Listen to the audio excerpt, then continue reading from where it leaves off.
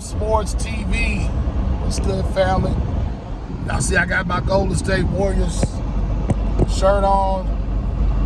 And out of respect, tribute to the greatest shooter that ever played the game of basketball, Steph and Waddell Curry.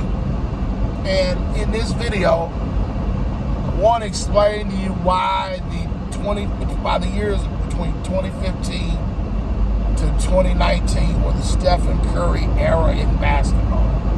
Not the LeBron James era, not the Kevin Durant era, but the Steph and Curry era in basketball.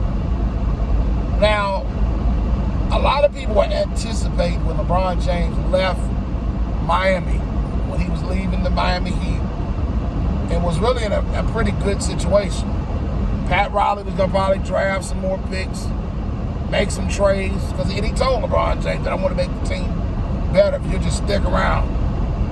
LeBron James had a desire to, y'all know one thing about LeBron, once he got his mind made up, it doesn't matter what you say, he's going to do what's best for him, or what he thinks is best for him. So LeBron was eyeing a young guard, up-and-coming point guard, with the ball-handling skills of a Harlem Globetrotter, the best dribbler we've seen since the likes of Isaiah Thomas and guys like Allen Iverson and, guys like that, who were just outstanding ball handlers.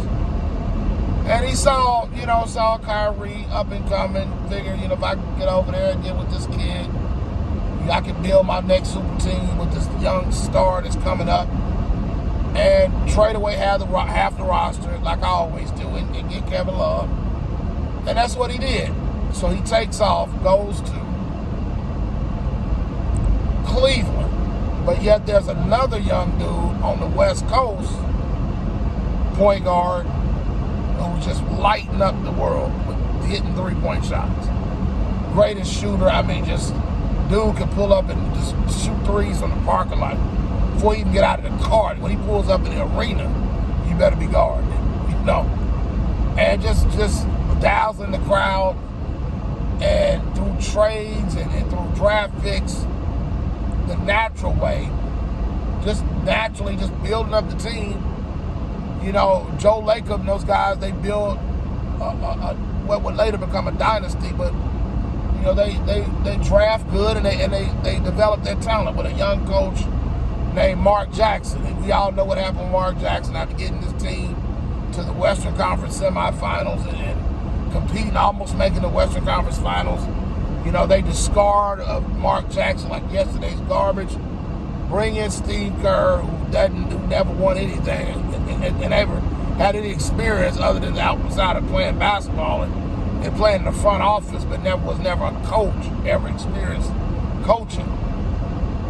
Basically took what Mark Jackson was already building with Steph Curry, Klay Thompson, Draymond Green, Andre Iguodala, those guys, at that time, the team they had, and Andrew Bogut and all those guys, there's a bunch of really good role players, and just built a real Harrison Barnes, and just built a nice base there. I want to say David West was there, had a nice squad already in place.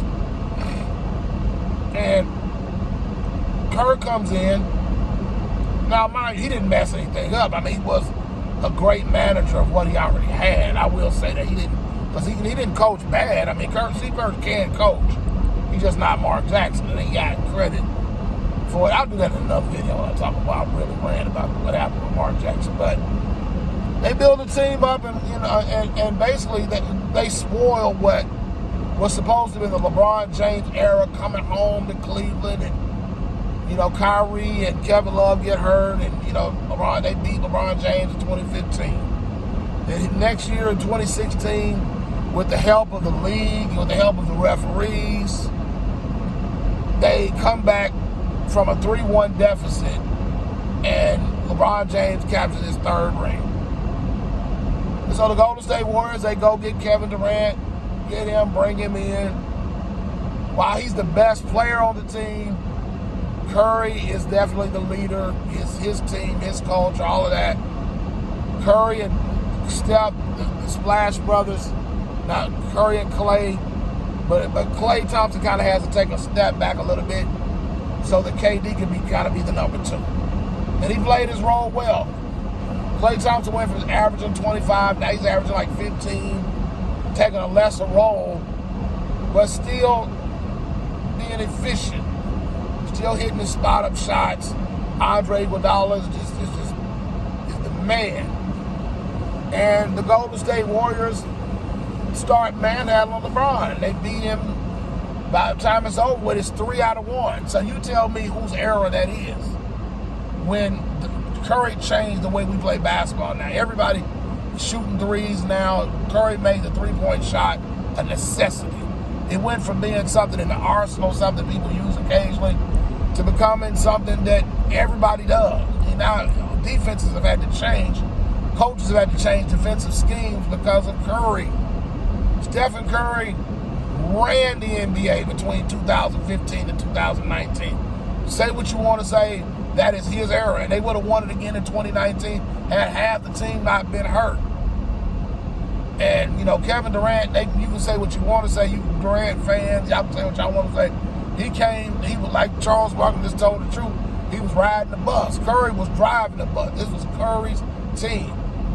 2015 to 2019, Curry made LeBron James his, and I ain't going to say it on YouTube, but he ran the team, ran the league.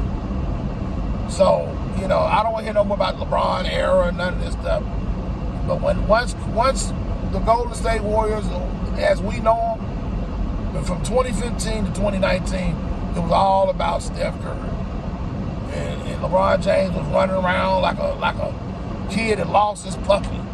Because every year he's at the press conference after he's getting beaten every year, shamed, disgraced. That boy Curry he's a legend, man. The guy, everybody in the Eastern Conference was scared of LeBron James. But in the West, man, we don't play in the West. And so, so those are my thoughts.